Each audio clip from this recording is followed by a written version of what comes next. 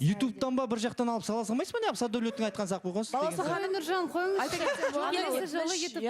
Баласа ханым негізі тағы да қайырлы күн.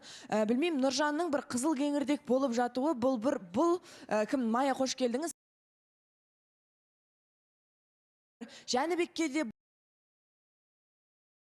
басқа еркектерге де бұйырмасын, осылай жалғыз өзі шығып кетсін деген сияқты ғана арман бар сияқты. Жаңа Аида айтты ғой, бір сен көзіңді Майяға қарап көзіңнің рахатын аласың деді ма, бірдеңе айтып кетті ғой. Расымен де Нұржан бір Майяға сүйсініп қарап, осы бір силуетке ешқандай еркектің көзі түспесін деп жанталасатын сияқты. Бір болады қандай, любой адамда бір адамды ұнатасың да, бірақ онымен ешқашан бірдеңе болуы мүмкін емес екен. Ол қыздың саған шанс бермейтінін сенімді бола тұра. Бірақ былай андай крокодилдар болады, бүйтіп судың жағасын жағалап жүретін. Сондай қылып жағалап отыр да, Ернарды айтып осы қызға көз түсті деп, Садәулетке айтып жатыр, типа сенің көзің Садәулетке түсті деп. Білмеймін, тым таныстық болып жатыр, не екеуі бір-бірімен әдемі сөйлесуге болмай ма?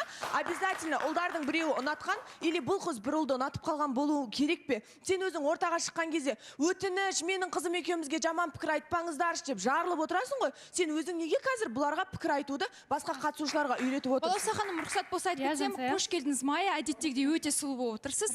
Енді кеше маған Жәнібек айтып қалды, Баласа ханым, Майядай сұлу мені таңдап келгеніне мен өте қуаныштымын, мен бақытты адамдардың бірімін деп. Сол досының бақытын көре алмай жүрген достардан Құдай сақтасын дем келеді. Майя, енді сіздің бір естуіңіз бар шығар, соңғы кездері эфирде сіздің атыңыз жиі аталады. Естіп жүрсіз ба? Мамам жібереді, иә. Мамам көбірек қарайды менен. Иә, сол әңгіменің бәрін бастап жүрген артта отырған Нұржан деген жігіт. Негізі өткенде айтылған болатын, мен айтқан болатын. Нұржан осы жарнама кезінде жігіттердің бәрін басын қосып, қолдарын алып жүр екен. Жігіттер ертең күні Жәнібек пен Майяның таныстығы тоқтап жатса, сендер сөз салушы болмаңдар деп. Сол айтам да, Нұржанға какая разница, тоқтай ма, тоқтамай ма, сала ма деген сияқты. Бірақ сіздің ойыңызды білгім келеді, ертең күні мысалы Құдай сақтасын, бәрі жақсы болсын дегім келеді, бірақ ертең күні таныстық тоқтап жатса Жәнібекпен, осы жерде отырған бір жігіт сізге ұсыныс жасаса, қабылдайсыз ба? Оны алдын жауап беріп қойған, мен айта кетейінші, қол алысқан кезде Жансая. Біз ол вообще басқа тақырыпта қол алысқанбыз негізінде. Олай бүйтіп адамдардың ойына күдік салып керек емес. Майямен тек өзімнің жерлесім ретінде, жанашыр адам ретінде пікірімді айтып жатырмын. Жоқ, сен не үшін сұрап жүрсің? Айтшы сома. Нені? Не үшін жігіттердің қолын алып жүрсің? Тебе какая разница? Майяға қатысы жоқ деймін оның. Басқа нәрселермен қолын алысқан. Осы жерде осыған бастады. Қайырлы күн, қалдарыңыз қалай? Сен байкот саған, тұра тұр, сен сөйлемей. Енді білмеймін, жалпы Майя сияқты қыздар, жалпы мынандай қатыгез әлемді шынымен мейірімді жан болып құтқарып тұрған адамдардың бірі ғой. Бірақ енді мен просто Нұржан сияқты қатты кеткім келіп тұрған жоқ енді. Нұржанның көрініп тұр, менің ойымша бұл қызға шынымен басы кетіп қалған ше. Шынымен басы кетіп қалған көрініп тұр, және де алдында бір төрттік кездесулерде оны бір дәм болсын, бір сылтау қырып бал сияқты Нұртас. Кім? Нұртас деппін ғой? Кім?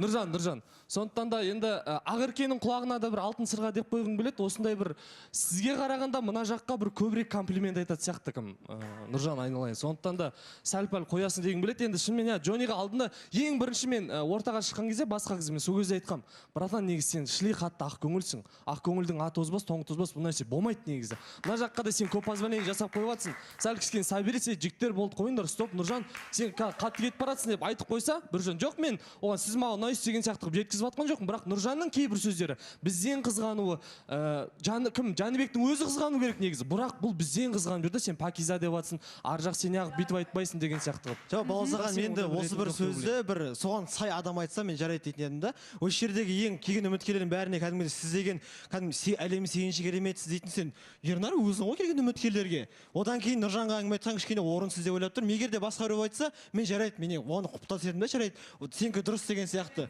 Хорошо, енді Ернар одан сөйлемей ақ қой, өйткені сенікі уже кішкене ұяттау болатын сияқты осылайын сөйлегенің негізі. Жарайды, бұл жерде кім? Жәнібек, сен айтуың керек еді, Нұржанға ше, Нұржан болды сен. Осындайында қой. Кім Ернар сен де қойың керек негізі деген сияқты ше. Ернар сен де қой, Нұржан кім? Газ, Ернар айтып болайын. сен де қой, Ернар, Нұржан сен де қой деген. Мен жанымда ауруым отыр ма, мен ғана айтамын бұған оның сөздерді. Мен ғана сипаттаймын, мен ғана әдемі сөздерді, мен ғана айта аламын деген сияқты айтуым керек еді бұл нәрсе. Жоқ, енді мен баласы ханым жауап бере кетейінші Бекзатқа. Сен сөйлемей ақ қой деп бүйтіп аузым жаппай қойыңдар, жігіттер сендерге қатысты ше. Сосын мен бұл жақта біреудің қызын бір жігіттен тартып алайын деп отқан жоқпын. Комплимент айтсам, әдемі қызға жалпы комплимент айту керек деп ойлаймын жігіт тарапынан. Бірақ ол не означает то, что мен ол қызға басым кетіп отыр деген сияқты нәрсе емес. Сондықтан білмеймін енді Бекзаттың бір айтатын. Баласахан, мен осы кезде, шынымен Майя сәлем, қош көрдік. Өте жақсы қыз, біз сыртта да бір амандасып қалғанымыз бар енді сол Бекзаттың кешінде. Неге комплимент айтпасқа деп ойлаймын да мен. Просто шынымен де андай Нұржан жаңағыдай Бекзат енді айтып жатыр ғой. Садолетпен типа Ернар бір комплимент айтса, бір сол қызды бір тартып алу, болмаса араларына түсіп кету деген сияқты мақсат емес. Просто шынымен де көзге көрініп тұрған әп-әдемі қыздың бейнесін неге біз суреттеп айтпасқа. Просто Джонимен біз конкретно мен Джонидің өзіне де барып айтқам. Джони, менен ешқашан күдіктенбесең болады, потому что мен ондай адам емеспін. Сен мені білесің деген кезде Джони де айтқан. Жоқ, Садолет, біз сенеміз саған, мен саған сенем, просто арамызда ондай әңгіме болмасын деген сияқты. Айтты, біз екеуміз бірге бір ғана болды. Просто мынандай болды да, Майя мені историясына салып қойған екен, онда тұрған не бар дедім да, мен де өзіме обратно салып қойдым. Мен наоборот, ол менің өнерімді қолдағанда, мен де кішкене разы болып, наоборот, обоюдно бір-бірімізге деген сыйластығымыз. Баласы ханым, мен Садолеттен сұрай кетсем бола ма? Негізі Майя екеуіңіз бір-бірлеріңізге тіркелгенсіздер ма? Отметкадан кейін? Жоқ. Екеуіңіз бір-біріңізді лайк басу деген сияқты сіздің тарапыңыздан болған жоқ па? Жоқ. Просто жаңа айтып жатыр ғой, баласы ханым, менен именно қорықпай қойсаң болады деп. Негізі бүкіл жігіттен қорқу керек сияқты Жәнібекке. Себебі кез келген жігіттен шығуы мүмкін нәрсе енді, білмеймін. Именно Ернардың ондай әрекет жасап, біреудің қызына ондай әрекетін көрмеген шығармын. Енді Садолеттікінде көп байқамаған, бірақ именно Бекзаттың жаңағы пікірді айтқан кезінде мен өзім ойланып қалдым да, вроде бы Нұржанды қолдап отыр, и Жәнібекке олай қатты айтпай қойыңдар деген сияқты бір мысль ұстап отыр. Бірақ өзі осыған дейінгі Майя келем дегенге дейінгі жаңағы Ақерке деген үміткері болды. Сонымен өзің бір рет кездесуге шығып тартып алған ер азамат сен емессің ба? Сен просто Нұржанның да сондай бір әрекет істейтін шығар деген сияқты қылып, екеуің просто андай бірдей ойынмен адамдардың андай қалаған нәрселеріңді бірдей ойынмен жұлып алатын ер азаматтың типтары сияқтысыңдар андай қылып. Бірге бұл ақ көңілмен сендерді бір свиданиеге апарады, бірақ сендер аласыңдар да оның қызына көздерің түседі. Сен де Ақеркемен солай таныстықты бастадың, Нұржандікі де тура сондай болады деген сияқты қылып сен оны қолдап отырсың. Ол нәрсе дұрыс деп ойламаймын. Баласахан, айта салсам. Қазір айта кетейінші, негізі біз талқылап жатқанымыз Нұржанның Майяға көңілі бар деген сияқты әңгімені айтып жатырмыз.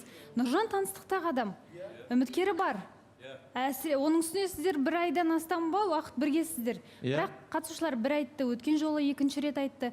Содан кейін сізден бір тоқтам болмай ма? Комплимент болсын, басқа болсын дегенде немесе бұл кісіге мен комплимент айтып жатқан жоқпын. Өзімнің жерлесім ретінде бір өзімнің қолдау сөздерімді айтып жатырмын. Содан кейін мені қатысушылар айтты ғой, жаңа қызғаныш сияқты, басқа сияқты деген сияқты. Соның барлығын тыйып, сізге керек емес адам болса, сіз не үшін күйіп түсуіңіз керек?